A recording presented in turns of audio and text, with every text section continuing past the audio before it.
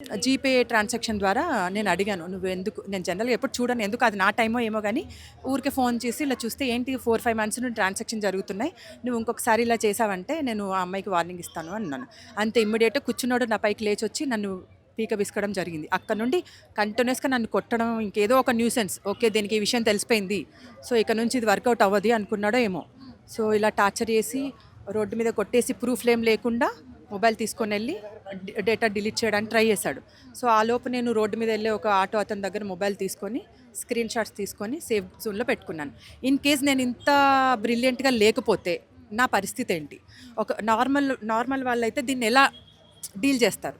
Normal వాళ్ళు, ఏం తెలియని వాళ్ళు, ఏం చదువుకోని వాళ్ళైతే వాళ్ళ పరిస్థితి ఏంటి? పోలీస్ స్టేషన్‌కెళ్తే ప్రూఫ్ ఏది అని అడుగుతారు.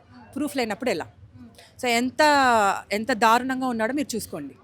అంటే మ్యారేజ్ అందరి సమక్షంలోనే జరిగిందా? వాళ్ళ పెద్దలు, మీ పెద్దలు అట్లేం లేదండి. నార్మల్‌గా గుళ్ళో తాళి కట్టాడంతే. ఎట్లా పరిచయం మీకు? అంటే ఫ్యామిలీ పరంగానా? లేదు. తనేదో వర్క్ పర్పస్ ఒక ఊరుకు రావడం జరిగింది. సో, ఆ ఊర్లో నా నా ఎనకాల పడడం జరిగింది. అలా నాకు పరిచయం అయింది.